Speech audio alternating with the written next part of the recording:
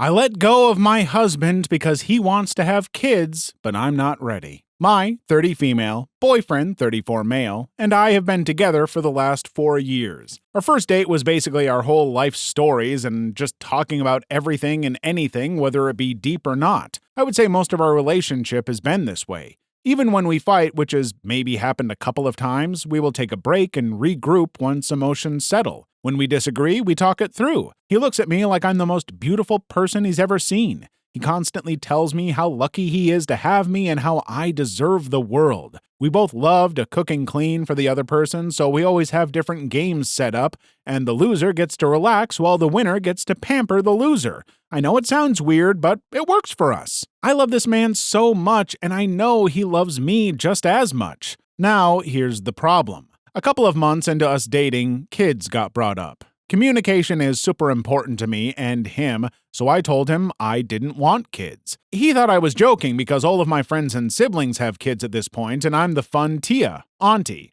I even put together parties for the kids and fun themed days when I'm having one-on-one time with them. I do love kids, but I don't want any of my own. I explained that and he said, well, maybe you haven't met the right guy. I had to sit him down and explain that while I do believe people can change, he cannot be with me expecting my opinion about kids to change. He needs to take my not wanting kids at face value instead of hoping that I will change my mind, because what if I don't change my mind? I asked him to think it through for a week or two and then we can circle back to the topic, because at this point we're thinking about being official. But if kids were that important to him, then we needed to stop now before it gets much harder down the line. He told me later that kids are not that important to him and that he can see a future without kids in it. Fast forward to a month ago. His parents and some extended family were visiting for my boyfriend's brother's wedding. We're in the US and his family is from Eastern Europe. I've always gotten along with his parents and his brother and brother's now wife.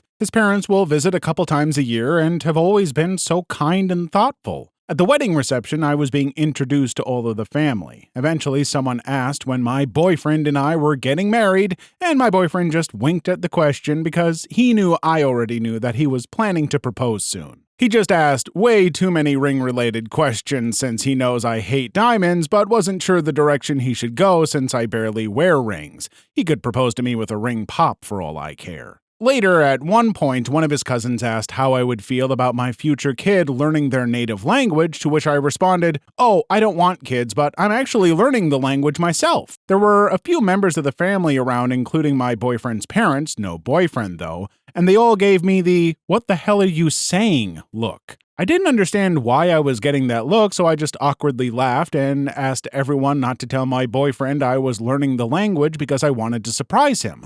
I thought it would be cute to respond to his proposal in his native language. I went looking for my boyfriend and found his brother and the bride instead. We were talking, and eventually I asked, "Hey, is it weird in your culture to not have kids? 'Cause I got weird looks from your parents when I said I don't want kids." His brother proceeds to tell me that it's not weird, but that my boyfriend has always wanted to have kids, so it's probably shocked their parents to hear that I didn't want kids. Apparently, my boyfriend always wanted at least 3 kids, and he had always been super excited about the idea of having kids. I think his brother noticed the look on my face and backtracked a bit, saying something like, "Wait, it's not a big deal." He changed his mind because he loves you more than the idea of having kids. On the ride back home with my boyfriend, I asked my boyfriend if he really is okay about not having kids. He sighed because apparently he had heard from his parents about what I said. He apologized about it and said that he did stop talking about kids since we have been together, but that his parents always assumed we would have kids. He also sometimes wonders if I will change my mind, but he doesn't think I ever will. He said that when we talked about this while we were dating, he could imagine a future without kids because he couldn't imagine a future without me. It's been a month since the wedding, but I've started to notice little things with my boyfriend. A lot of our friends have kids, and I am always letting my friends know that they can bring their kids over instead of having to find a babysitter. I've noticed that my boyfriend looks slightly envious when he sees our friends interact with their kids. Or sometimes I see him look slightly dejected when he sees a family with a bunch of kids. Maybe this is in my head now that I know that he's always wanted to be a dad until he met me. Maybe it's not in my head. I truly want him to be happy, but I know I don't want to be a mom. I wish I felt different, and I wish I could compromise this for him, but I would never want to bring kids into this world knowing I don't want them. That's not fair to the kid. And if him being happy means he finds someone else to have kids with, I will have to live with that. He knows something is wrong because he said I feel far away lately. I think he knows why. I know I have to sit down with him and fully talk this out. Part of me feels like this conversation will lead to us breaking up because he really truly does want kids. I'm also worried that if he stays with me, he might resent me for not wanting kids like him. I just feel terrible. Comments. Responsible Fun 670 says, "The kid-no-kid issue is very real and can cause incompatibility. I think you really need to press your boyfriend on this issue. Maybe take a 2 to 3 week break from him so he can experience life without you to judge for himself should he stay with you or move on and find someone who wants children. In the end, though, you can only listen to his words, watch his actions, and probe his emotions after he sees other children or families. If he reassures you and you still have doubts, then a breakup may be the best option." Update. 2 days after my original post, my boyfriend and I finally sat down to talk. As I suspected, he knew exactly what had been bugging me, but he didn't want to push me to have the conversation before I was ready. He started it off with why he is okay with not having kids. He grew up with his parents and brother. He saw the joy that his parents got from raising the two of them, but he also saw how unhappy they were in their marriage. Yes, they are still together, but they are more like co-parents, roommates than an actual couple. My boyfriend was very cynical when it came to relationships growing up because he felt like he never saw enough happy couples. His parents weren't happy, his friends were in and out of relationships, he was in and out of relationships. In his head, kids would bring him and his parents happiness and purpose in a relationship. Yes, he admitted to the absolute insanity that was his thinking, but when we started dating, he realized this and started going to therapy to help him work these feelings out. He's been in therapy ever since. He said when he met me, I changed everything for him and that he knew on our second date that he was going to marry me. So, when, months later, I mentioned I didn't want kids, he was disappointed, but the main reason was because the idea of having little versions of me running around was something he had thought about for the months we were dating. And yes, he meant it when he said that he could see a future without kids, but couldn't see a future without me. It's why he had been super supportive about me looking into surgeries to prevent kids from being a possibility for me. It's why he never even brings up the possibility of either one of us changing our minds. I asked if he was jealous of our friends with kids, and he laughed. He said that when he sees a family or sees our friends with their kids, he can see that the relationship between a parent and child is special, but the freedom that we have in our relationship, along with the extra funds we have for ourselves, far outweigh his past feelings about being a dad. He said that I was his family, and if I didn't want to increase the size of our family, he would have no problems with that because he's already so happy. He finally found the love of his life, which he never thought would happen, so he doesn't want to mess with something that is perfect. He just never brought it up with his family and was slightly concerned that they would try to pressure us. Kids are a big thing in his family. His brother already knew and obviously had no problems with it. He said he had a talk with his parents and the relatives he was closest to about it. His parents are not exactly happy, but my boyfriend admitted to me that he lied to them and said he was the one who didn't want kids first. He just wasn't sure what their reaction would be and didn't want me to deal with any negative backlash. He said if I ever feel pressured about anything ever, whether it be by him or his family or even my family, to let him know because we are partners and we work through these things together. He isn't afraid of going no contact with anyone who makes a big deal about something that isn't any of their business. I told him that my main concern was that he was putting my happiness over his because he has a tendency to do that with people he loves, and I didn't want him to regret anything later down the line. He said he understood my concern, but that he swore up and down that these 4 years have been the happiest of his life. And the fact that I was so stressed about whether he was happy or not is further proof that we're meant for each other, because I also have a tendency to put his happiness over my own, LOL. He then proposed to me with the original ring he bought the first year we were together. I didn't even know he had bought a ring before. He said he would have done it that first year, but I had made a comment that I wanted to wait at least 3 years before getting engaged, and now he is making significantly more money, so he's been looking to go all out on a new ring. But I really love the ring he originally bought. It isn't big or flashy, but it is a very unique design that is subtle and beautiful. The color is also the same color as my boyfriend's eyes, and I'm always gushing about them. He has the kindest eyes. So I told him there's no point in looking for another ring because this one was already perfect. Thanks to everyone who reached out and all the advice. This community really helped. A few months later, OOP returns with this wholesome scenario. I feel like I'm going to crack. My fiancé and I recently got engaged not too long ago. While we were making plans, deciding on rings and so on, the proposal was very spontaneous and happened months before my fiancé had originally planned. I also originally planned to accept his proposal in his native language. However, due to events that led up to the proposal, I forgot. So I decided I would just keep taking classes, plus his brother or brother's wife will only converse with me in Polish when my fiancé isn't around. Then I would surprise my fiancé by giving my vows in Polish. The problem? My fiancé doesn't know I now understand a lot of the conversations he's having with his family and some of his friends because I have to pretend I don't understand. This has been going on for months even before he proposed. I feel like I'm invading his privacy, because now I know he has been planning to surprise me with his originally planned proposal, but now it's just an over-the-top engagement party. He once told his mom he missed her sauerkraut soup, so for the almost 5 years we've been together, I make this dish a handful of times a year during fall and winter for him.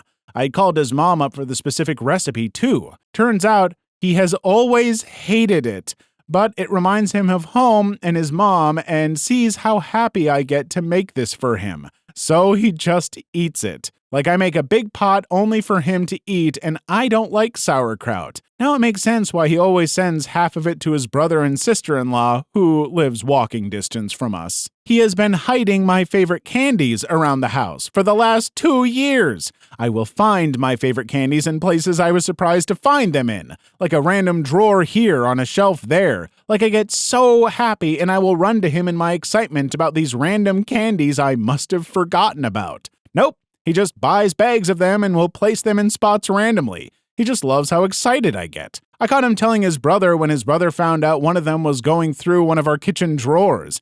His brother thought the whole situation was hilarious because he's in on the fact that I understood the whole exchange. He has my period in his calendar so that he can be extra mindful, plus get me my favorite things during the week to help keep up my mood. He has always known that I lied about being a morning person. I said that when we first started dating because he always went to the gym in the morning and would invite me to go with him. 4 to 5 years later, we still go to the gym together, and while getting up at 5 a.m. is still a pain for me, it's worth spending that extra time with him, especially since we are both busy people. Turns out if I fall asleep before him, he has trouble sleeping. I snore. I have tried everything. He has never once complained to me about it, but I still use nasal strips and have a special pillow that I thought helped. However, apparently if I fall asleep after him, he can just sleep through it because he's a heavy sleeper. So now I make it a point to sleep after him. He hasn't caught on yet, I think. The last thing is something that he has told anyone who will listen. His parents, his uncles, his aunts, his brother's wife, his friends in Poland,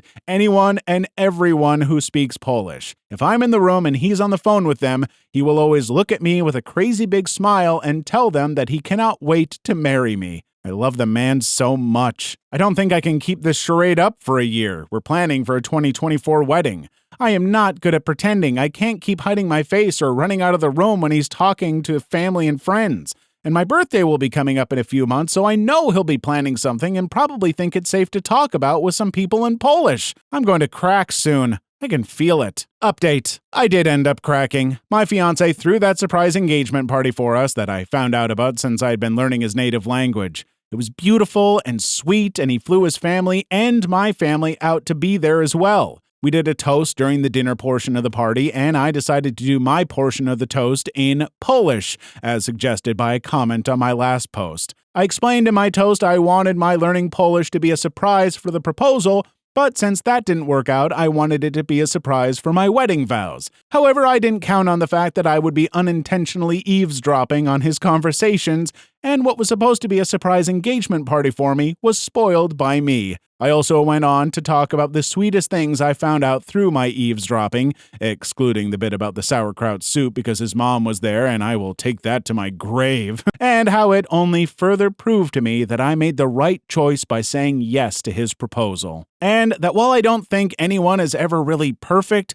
I do know that he is perfect for me. My Polish wasn't perfect, and thankfully, my future brother-in-law translated everything to my side of the family. I asked him to early on. Now, here comes the absolute shock of the year. I don't know if I mentioned this in any of my posts because there was no reason to at the time, but I am mixed, Black and Latina. So a big chunk of my family speaks Spanish, myself included. Granted, I usually do speak English with my family and not often Spanish, but my maternal grandparents, who were at the engagement party, do only speak Spanish. I'm pretty sure you know where I'm going with this. After I was done with my toast, I looked over at my fiancé, who had tears in his eyes, and he freaking responded to my toast in Spanish. Turns out he was learning Spanish for the last year and wanted to surprise me on our wedding day. While I don't speak Spanish as often as he speaks Polish, so no secrets were spoiled on my end, he wanted me to know that he embraced every part of my life and just wanted to prove that to me by learning Spanish. There were a lot of laughs and tears shed, and both our families made it a point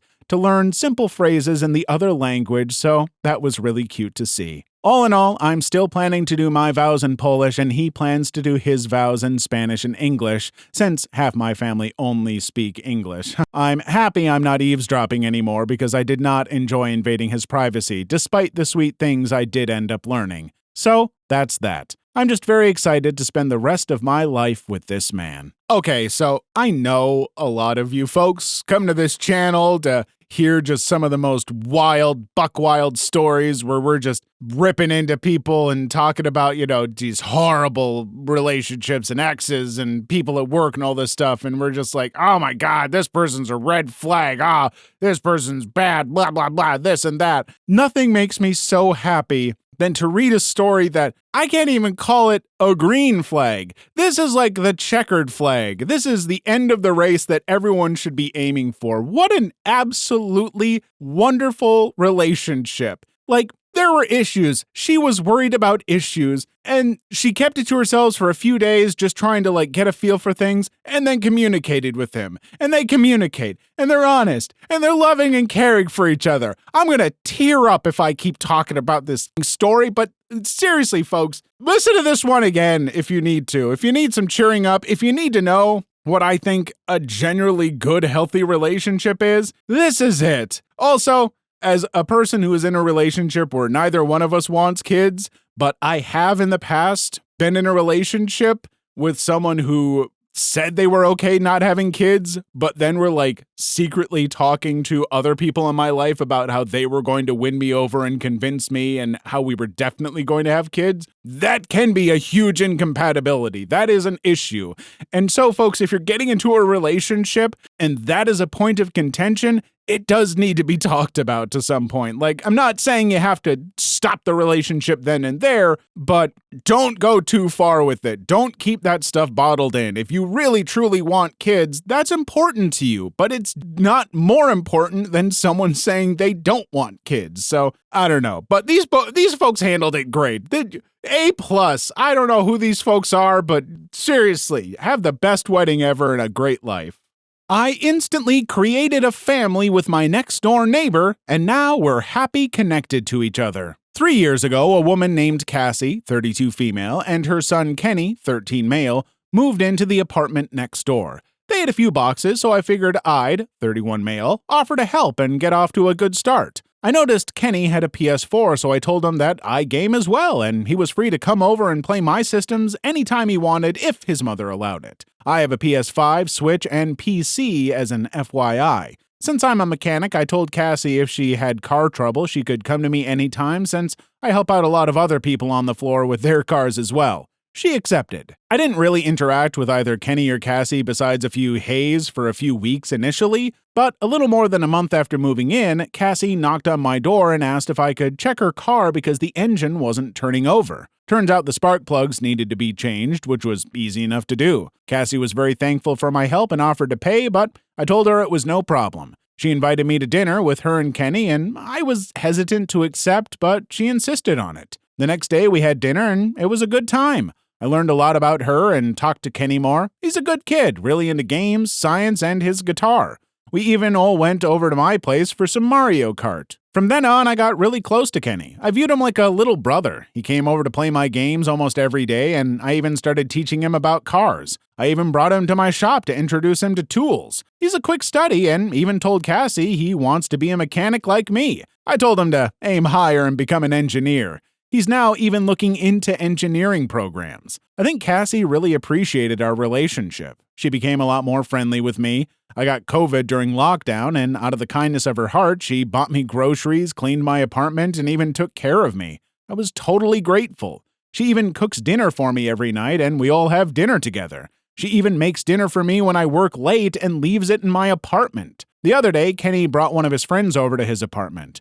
I met the friend, and he said, "This is OP, he's like my dad." Not gonna lie, that took me by surprise. I always viewed Kenny as my little brother, but here he is saying that I'm like a dad to him. I asked Cassie about this, and she seemed surprised I even asked. She said that she would never force that role on me, but that he did view me as his father. He even hoped that me and Cassie would get together so that we can be a real family. Cassie then said she wouldn't mind that either. I asked her if she was asking me out. She just smiled and said yes. I was surprised, but said okay. We have a dinner date this weekend, and I'm nervous as hell. I don't want to ruin things with Cassie and or Kenny. I really do love both of them, but I'm not sure how I feel about being the father figure for Kenny. It's a lot of responsibility, and I'm not entirely sure I'm the guy for that. And Cassie, she's a really amazing woman. I just hope I can measure up to her expectations. By just asking Reddit, are my worries unfounded? Should I put some boundaries between me and Kenny? How do I not screw up with Cassie? Comments. Zero Joke said,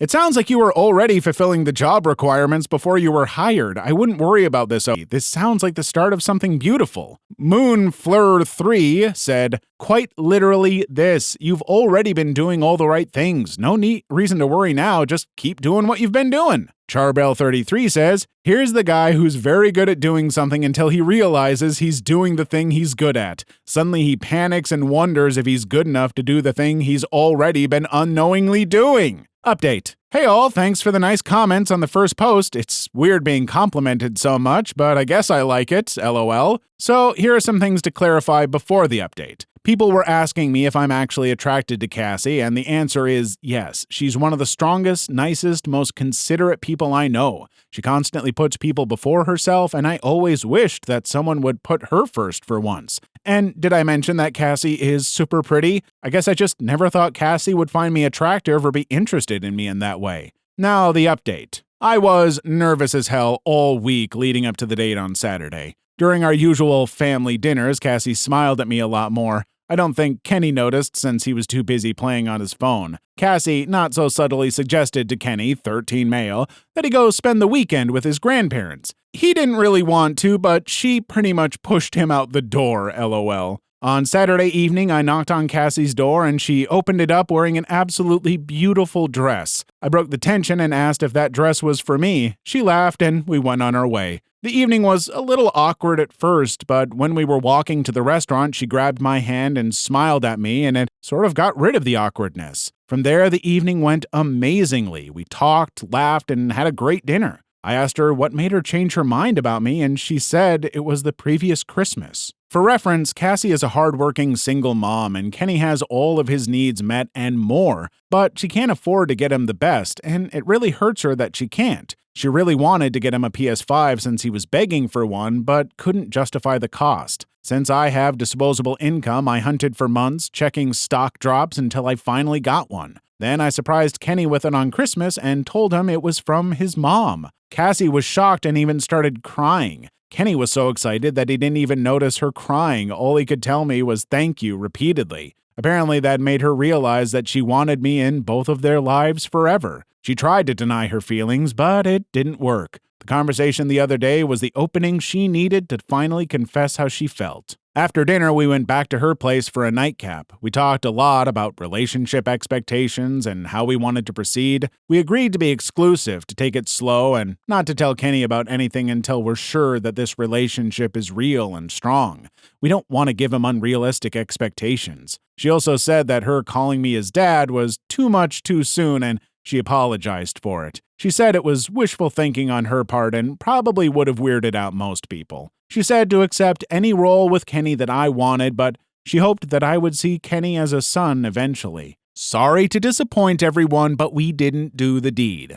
We decided that it was much too soon. We did, however, have a buzzed makeout session. LOL. The following day, we went for brunch and decided to go apple picking. It felt damn good to be walking hand in hand with someone you care about and talking lots about pictures, doing silly things. At our family dinner yesterday, Cassie sat close to me and was rubbing her foot on my leg. I don't think I've ever been more turned on in my life, LOL. I'm not gonna lie, guys. I think I'm falling for Cassie and falling hard. Well, anyway, I think that's it. We're together now, and hopefully this lasts. I don't think I want anyone else. Cassie is everything one could want in a partner, and I hope that I can be worthy of her. She's a really special person. Thanks, everyone. You're all so kind. Comments. Big Lips Magoo said, I'm about 3 days late to this, but I had to laugh when Next Door Family wrote that he wasn't sure if he was ready capable of being a father figure. Like, dude, you already are. You've been doing it this whole time and you didn't even notice. You're ready, Grasshopper. As for Cassie, I get it. I was a single mom of 3 when I married my husband, and I had been celibate since my youngest was born.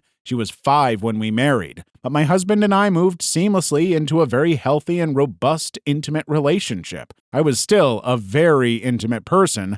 I was just focused on my kids. They needed me to be 100% present for them. That didn't change me. It just put it on the back burner until I married. No, we didn't have intercourse before we got married for personal reasons we were both in agreement on. OP, you're killing it. Don't overthink things. You're exactly who this child needs. And even if things don't go long-term with Cassie, you're adding so much value to his life. Things will go long-term. I refuse to believe otherwise. I also laughed when you said your mom told you. My husband and I were talking about where our relationship was going about 4 months before we married, and he used the word boundaries, which made me think he was trying to put the brakes on. We've been married 8 years now, and I've learned that this is an issue for him. He uses the wrong words frequently. He was trying to say that he wanted to set up expectations for going forward, which is very different than saying boundaries. Thankfully, I'm mouthy as F and called him out on it right away, and he had no idea what I was talking about. Totally clueless, just like you. We've been married for 8 years next month. We had 2 kids together, and when the youngest was 5 months old,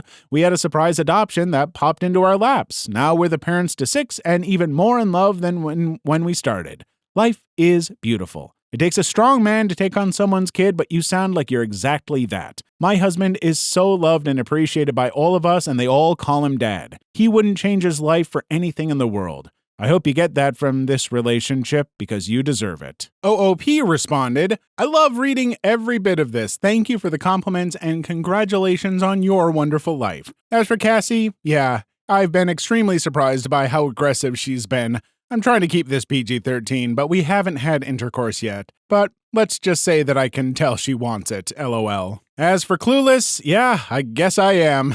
Looking back, I can't believe how clueless I really was. Euphoric Winter 4234 replied, just do her already. She's probably very frustrated. Respectfully, another frustrated woman with a clueless guy. OOP responded, this was the funniest comment I've read on here so far. Believe me, I'm no choir boy and would love to take Cassie to Pound Town, but I want to respect her and not just seem like I'm in it for the intercourse. Taking it slow means not running around like horny teenagers, unfortunately. But I dare say things have been progressing nicely. We cross little milestones almost every day, and we're working towards the big ones. Also, it's way too early for the L word, but I don't know how to describe it as anything other than that. Since people seem to like our story, I guess I'll give you a small little update. We spent Thanksgiving with her parents. Her mother always liked me and was our biggest shipper. Right away, she sussed it out, I guess just by the way we were looking at each other, or our energy or something. Women are really good at that kind of stuff, lol. Her mom pulled us aside and asked if we were together. We denied it at first, but she just gave us that come on face. We gave in and admitted it. She hugged me and practically squeezed the life out of me, lol. Her mom couldn't even hide her smile the rest of the night. Meanwhile, while me and her dad were talking at dinner, Cassie was not so subtly rubbing her feet up and down my legs, causing me to stutter numerous times. Her dad asked me if I was alright. I just said I had bad heartburn, lol. Honestly, I feel like I'm a damn high schooler again. This is also new, dangerous, and exciting, like it's almost forbidden in a way. As for Kenny, the little man doesn't suspect a thing, I think. We've been restoring a car together, and that's been keeping his mind occupied. Plus, he's too busy chasing his own crushes. Unusual Elevator 253 commented, I need an update! I hope everything is going good. OOP responded, haha, well, I've posted a few mini ones in my history, but here's a small one. For Christmas, I'm going to surprise Cassie with a weekend ski trip.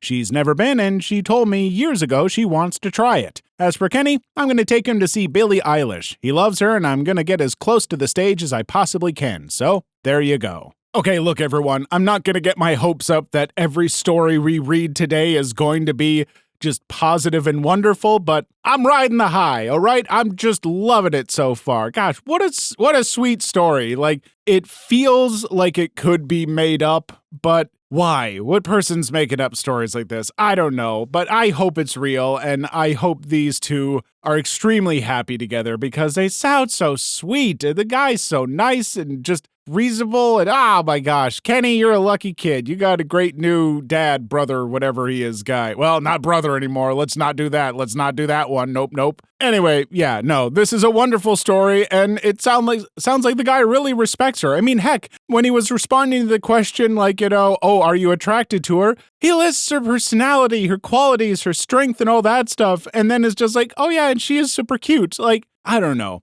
It's all so great. This is the green flag episode for now, I hope. Please don't quote me on that. I don't know where this is all going. I don't read these ahead of time, but let's just take a moment to admire these people and their happy lives. All right, that's enough of that. My girlfriend just sent me roses to my workplace, and I don't know what to do with myself. 1.5 years later. Okay, in the break room at my work, and I'm grinning like an idiot, and I don't know what to do with my hand, so I'm typing this out to get rid of all this nervous energy. I work as a mechanic, and my boss called me over to the office. I thought I effed up somehow, but he had a big butt bouquet of roses on his desk. He told me, "This is for you." I was like, what the F? But I read the card attached, and it said, "Just because, love, girlfriend." My boss laughed at me and told me I had a good one and not to F it up, lol. He did say he'd have to give me crap for it, but he's happy for me. Sure enough, the boys on the floor ripped me to shreds once they heard about it, but I didn't care. I was like floating, lol. Now I'm on my break and I can't stop thinking about how much this completely caught me off guard.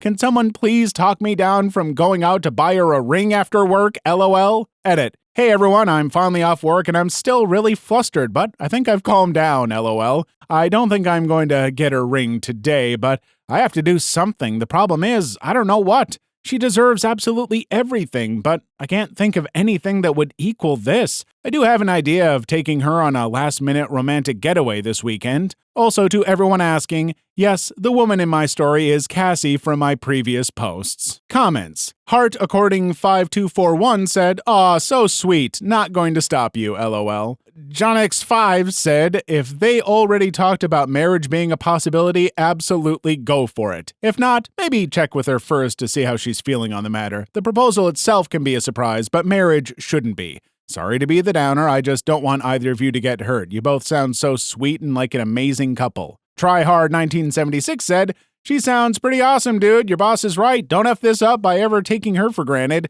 She's a keeper and you have to commit to being a keeper back for her. That's what makes a loving relationship." Scrub Liminal replied, "He's a keeper, she's a keeper, her son Kenny's keeper. This is a happy update that's not an update." Oh my gosh, I didn't even know that this was the same person. The way my script is laid out by my editor and everything, I just thought this was the next story, and I was like, wow, another mechanic and another great girlfriend. And I realized, oh, I'm so happy. Look at that. Still together a year and a half later, and he's got that feeling. He's going to propose. You know he's proposed by now, right? And they're the happiest family that's ever been. I don't know. It's something like that, but this is sweet. And I'm glad that he got flowers and a mechanics, and they gave him a little ribbing, but he was still like, who cares? I'm happy. I'm so happy I'm shaking. What is this person? Who is this man who is just so lovely? I sometimes think of myself as a pretty good catch, but God, I'm nothing compared to this guy. Mechanic guy, I wish you all the best. And also, for those of you who are like, this is the feel-good episode. Nope, I can see what the title is of the next story, and it's awful. So, I don't know. Maybe you decide after you hear it, but boy, if you're here for the good feelings, I think those might be over. Husband disrespected my dead daughter by flushing her ashes into the toilet and throwing the urn at my face. But now he's facing charges against me. Trigger warning, child death, domestic violence. I'm posting this in a throwaway as my main account is very identifying and I just need to vent. I'm feeling sad, alone, and terrified. My head hurts, my heart hurts. I feel so alone and I don't know where to turn. I had to spend the night in my car last night. I couldn't sleep through crying, trying to stay warm enough and thinking that somebody was going to suddenly appear at the windows. I've been trying to find a place to park up so I can try to sleep today, and I found a place, but I can't rest. I feel so empty and scared. I don't want to go into too much detail here, but our daughter passed away very suddenly last year. My husband and I both got help and have tried to work through it together, but his drinking has been getting more and more out of control. It got to a point where he started to try to hide it, but it was making his behavior worse. I had a breakdown 2 months after our daughter passed, and I hadn't been to work since. I had quite a bit put away in savings and some money I inherited, so I was using that to contribute at home while I tried to get myself back in better health. In January, my husband started on his sobriety journey, but his business started to suffer. There were some difficulties through the lockdown, and we both worked hard to make sure the business made it through. He took out a loan earlier this year, and I gave him the rest of my savings and started back at work. Things were going well with the business, and as well as they could have been for us, until he relapsed last month and was hiding it from me. I lost my job 2 weeks ago and have been looking for work since. It's been stressful, but nothing we couldn't have managed. Yesterday I got home and my husband was already home and was very drunk. It was a very loud and out-of-control kind of state he was in. He was slamming around the house, saying he was looking for something. I couldn't get much sense out of him, and he was really irate. I didn't really know what to do, and when I tried to ask if he was okay, he got in my face and was quite aggressive with me. He randomly started to throw accusations at me, accusing me of all kinds of things that I have no idea where any of it came from. I was scared at that point and didn't want to be in the house with him. I hadn't seen him that angry before, and I think it was a buildup of grief that had come spilling out, but I felt scared. I put my shoes and coat on and told him I was going to head out for a walk. That's when he snapped and accused me of trying to leave him. It all happened very suddenly, but he charged at me and got a hold of my arm and threw me onto the floor and pulled me down the hallway. At some point of him drunkenly shouting about him not letting me leave him, he suddenly stopped and told me he was going to give me a reason to hate him so much. He stormed off into the front room, took the urn with our daughter in it, and headed to the downstairs toilet. I got up and tried to stop him from doing whatever he was able to do. When he went towards the toilet, I was trying to stop him and was pleading with him not to. He shoved me quite hard and I fell. He poured all of the ashes into the toilet and threw her urn at me, hitting my leg. He then started yelling at me to get out before he killed me. I was shaking and felt like I was frozen, but I managed to get up and run to the front door. I took my keys and my handbag and drove off. I had no idea where to go, so I parked up in a quiet area and just cried. I have done practically nothing but crying since. I have no family around and no friends that I can turn to who are close by. I was sick earlier on, but I've managed to keep some water down. I thankfully keep a supply of it in the car. I don't know what to do. I switched my phone off all night in case he tried to contact me. I didn't want to hear from him. He's tried to call me today, but I can't be around him while he's drinking again. I can't let him keep taking his anger out on me like this. I feel like it's all my fault, everything. I just needed to vent. I'm exhausted from feeling like this. Relevant comments. Holy crap, I'm so sorry for your loss. I can't imagine going through this while grieving. Do you have any family and friends you can stay with temporarily? Get a lawyer and serve divorce papers. I know you're both going through a rough time, but he has no right to take his emotions out on you like that, and no normal, sane person would do what he did. That's nuts. I really hope you have someone to go talk to about this and get some emotional support. OP, my heart breaks for you. I'm so sorry for the loss of your daughter, for the grief you're going through, for your abusive husband, all of it. Please go report this to the police. This is not okay, even if it's coming from a place of grief. He threatened to kill you. Please do not take that lightly. OP, I feel for you. I'm so sorry. First, some advice. Get to a women's shelter. They have counseling and a protected place to stay, and you need help. Do not go back there or confront him. He threatened to kill you, and you need to take that seriously. What he did is disgusting, and no one should have to deal with that. For those saying the cops won't help, I disagree. He assaulted you and destroyed communal property. You can press charges, and you should. They also have the ability to come with you to get some stuff from your house protected. Use that service to get your stuff, but do not go back there alone. I know you're scared, but do not let him convince you to come back. Get a divorce lawyer, even if you don't plan to do it, but you should. You need to create a wall of people between you and him. Since you have no family, you need an alternative. You're going to need to be strong now and get out of the situation as quickly as possible. My ex was good for 3 years, then started drinking and doing drugs. He almost killed me because I couldn't leave. He doesn't need or deserve your help. You need to take that energy and use it on yourself. Find a shelter, get to a safe place, and make sure to ask for help. Definitely file a police report and start the steps to exit the situation. Actually feeling sick reading this. I'm so incredibly sorry for your pain and loss, and then what he's done on top of what you've dealt with. If there's somewhere you can go and leave for a while to take care of you, I think maybe do it. If he's so worried about you leaving, I understand he's grieving also, but abuse is never okay, and what he did to her remains is beyond unacceptable. It's possibly unforgivable. My heart goes out to you. Your beautiful daughter will always be with you. She lives in your heart and memories. Update. I'm not sure if I'm breaking any rules by posting an update. Thank you to everybody who reached out to me and commented on my original post.